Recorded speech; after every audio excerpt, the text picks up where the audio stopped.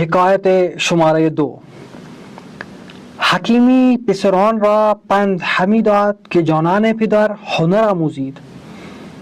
ایک حکیم شخص، ایک دانا شخص، ایک نگاہ بصیرت رکھنے والا عاقل شخص پسران را پند ہمی داد کہ جانان پدر ہنر آموزید، نوجوانوں کو، لڑکوں کو، بچوں کو نصیحت کر رہا تھا کہ اے اپنے باپ کے پیارو، اپنے باپ کے لختہ جگر، ہنر آموزید، ہنر سیکھو کہ ملک ہو دولت دنیا اعتماد را نہ شاید، کہ اس دنیا کی دولت اور اقتدار اور وقتی طور کے اوپر جو یہ منصب ہے اس کا کوئی اعتماد نہیں ہے، پائیدار نہیں ہے، اس کے سہارے نہیں کھڑا ہوا جا سکتا، اس کے اوپر تکیہ نہیں کیا جا سکتا، ایک باطل عمل ہے۔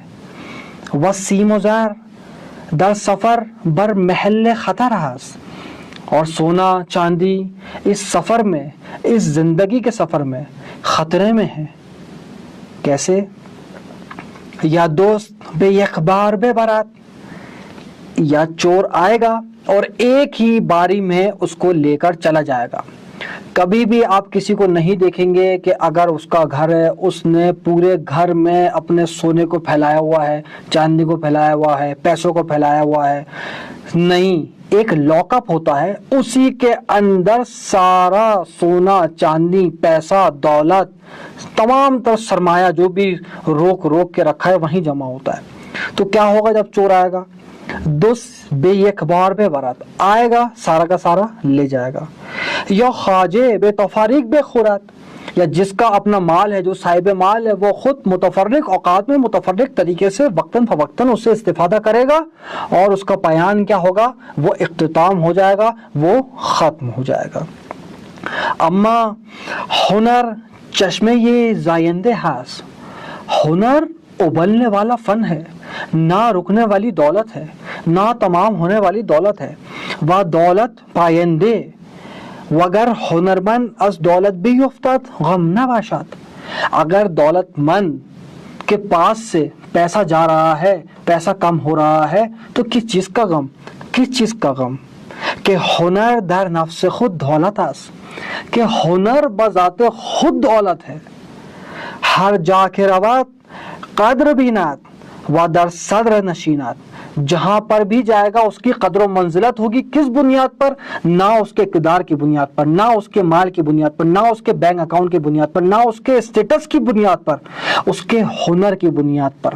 جس بھی محفل میں جائے گا صدر مقام پر بیٹھے گا، صرف اور صرف کس بنیاد پر؟ اس بنیاد پر نہیں کہ فلاں کے اسلاف کا یہ مقام تھا، فلاں کے اقربا نے ایسے کام کیا، فلاں کے والد صاحب اس پوسٹ پر ہے، فلاں کے پاس اتنے پیسے ہیں، فلاں کے پاس یہ گاڑی، یہ گھر، یہ دولت، یہ پیسہ۔ مال و زر سے اس کی قدردانی نہیں ہوگی، اس کی قدردانی ہوگی تو اس کے ہنر سے ہوگی۔ وہ بھی ہنر، اور جو بغیر ہنر کے ہوگا، لقمے چینات، لقمے کو ترسے گا، وہ سختی بینت، وہ مشکلات، سختی اور زندگی میں اول آخر جد و جہد جس کی بنیاد پر کسی نتیجے پر بھی نہیں پہنچ سکتا اس کا مقدر بنے گی۔ ساختاس پس از جاہ تحکم بردن، خون کردے بے ناس جور مردم بردن، وقتی افتاد فتنه ای در شام، هر کس از گوشه ای فرا رفتن، روستا زادگان دانشمند بے وزیری پادشاہ رفتن، پسران وزیر ناقص عقل بے گدائی بے روستا رفتن۔ کتنے خوبصورت اشعار ہیں۔ اس کے اندر کیا کہا کہ مرتبے کے بعد حکم برداشت کرنا دشوار ہوتا ہے۔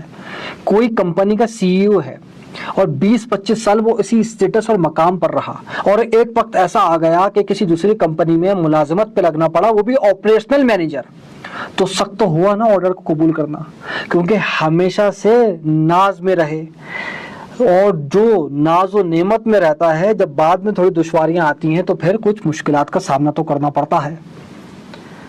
وقتی افتاد فتنہ در شام، ایک وقت ایسا تھا کہ شام جو ملک ہے اس میں ایک فتنہ برپا ہو گیا۔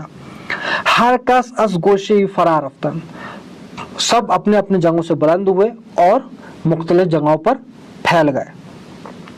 روستہ زادگان دانشمند، جو روستہ میں گاؤں دیہات میں رہنے والے نوجوان بچے عقل مند اور دانش مند تھے، ان کے جو لڑکے تھے، بے وزیری پادشاہ رفتن، وہ بادشاہ کی وزیری میں چلے گئے۔